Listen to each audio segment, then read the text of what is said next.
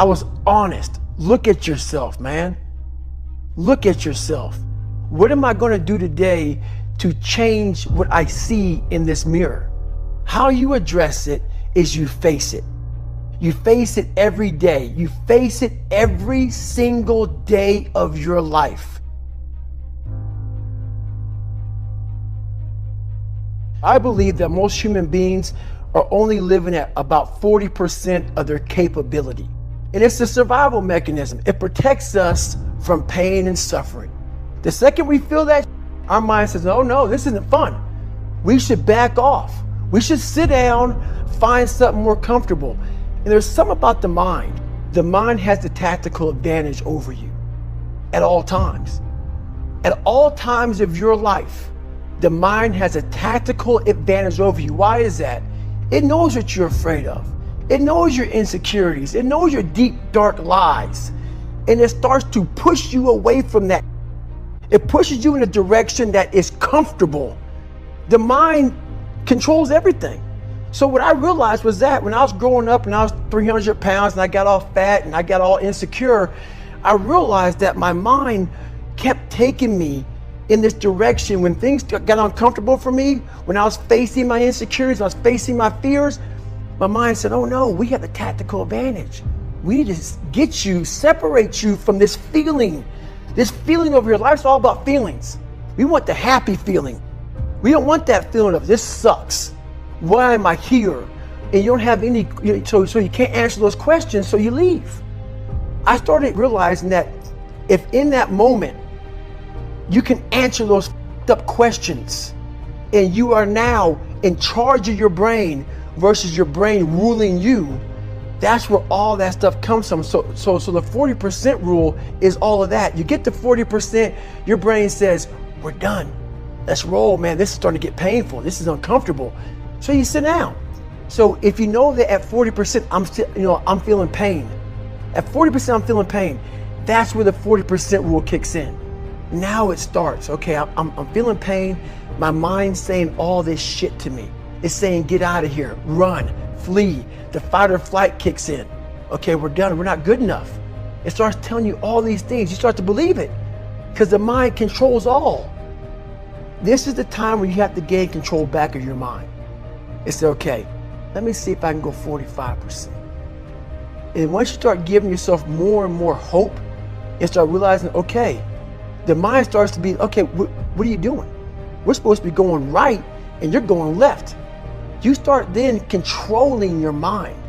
Start finding more in yourself, and then it goes from 40% to a lot further than that. But that's the start of it though. Get to the spot where your mind is saying stop. Whatever that is, you gotta get there first.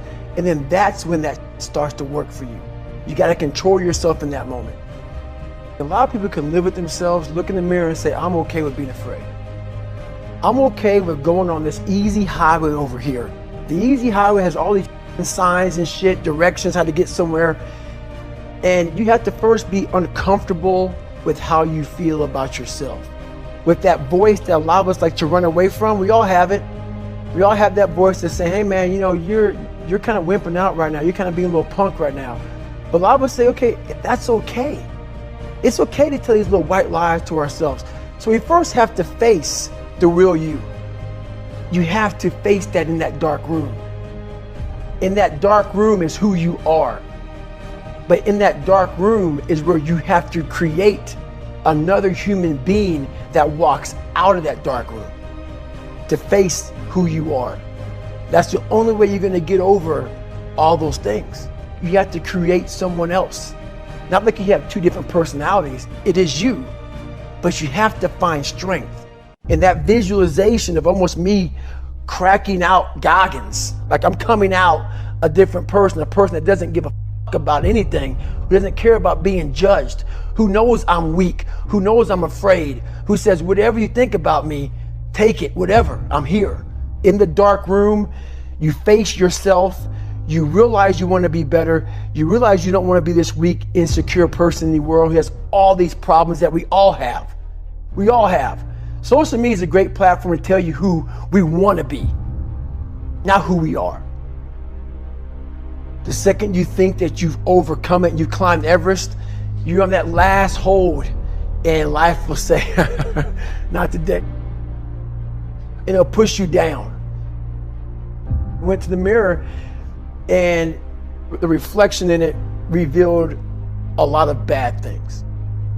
And I'm looking at myself in the mirror going like, God, dog, dude, you are something else, man. Like, you have created a character. It wasn't me. It wasn't who I was inside, but I was scared for anybody to know who I was inside. So in that accountability mirror, I call it, I got real with myself. And I said, you have a third grade reading level, which is hard to admit when you're a junior in high school that you copied on every single thing you did because of fear they're gonna put me in a special school. We all know what special means. I'm gonna have a title on myself the rest of my life. And people say, oh, you know, you have a learning disability. I had a learning disability, but I realized I was lazy. So I called myself out there. I called myself out every which way possible. I didn't call myself out, I was just honest.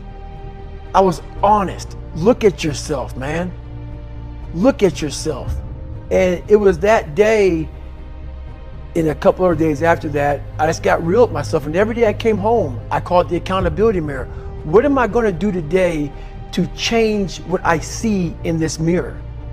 I had to really wear this layer of skin. I had to develop a really calloused skin on me to take whatever you're gonna call me, you're gonna call me. But whoever I am, you're gonna see me. You're gonna see me for who I am, because I need to change who I'm not. And that accountability mirror just became raw. And when I became fat over the years, because I fell back in the hole, I called myself fat, because I was fat. And people don't want to do that. They want to say, oh, don't call yourself fat. Don't call yourself dumb. If you're not real and raw with who you are, nothing's gonna change. And in this nice new world that we live in, we want to hear, you're just a little big. No, man, you might be fat. And it's okay to hear that from yourself and from everybody else. So that's where it started at. And it's raw. It gets ugly sometimes with me in that mirror, but I'm also proud of myself to be able to tell myself that and then fix what's in that mirror. So the first thing about it is, once you realize it, and you have to realize it, you got to call yourself out. Addressing it is very small. It doesn't go from like one morning I'm this way, next morning I wake up and presto, 5 steps to greatness. No, it ain't that, brother. This is hard work. It's every day, like right now. I had to be honest with you, man. I'm even shaking right now being on this show. I'm a big time introvert. How you address it is you face it. You face it every day. You face it every single day of your life, where you say, okay, like if you're fat, you need to lose weight. It's patience. It's patience in this fact of accepting who you are right now. I'm fat. I don't like myself. Accepting the fact that if you lose 3 or 4 pounds, that's a huge accomplishment. You have to live in your own world. You cannot judge yourself. That's why social media and all these things are horrible. You can't judge yourself off of the so-called competition that we have made up in our mind. The things that, how people look, how people act, how smart someone is. This is a race that you run completely alone. And you're all by yourself. I had tons of sticky notes all over my mirror. It wasn't like, be better than John or be as fast as whoever. Okay, David, yesterday you did this. Today, our next goal for the week is this. So I had a year goal, weekly goals, daily goals, hourly goals. I figured out these ways of total accountability. Are you accountable for what you're doing? Are you accountable? And I mean to the T for what you're saying. I am.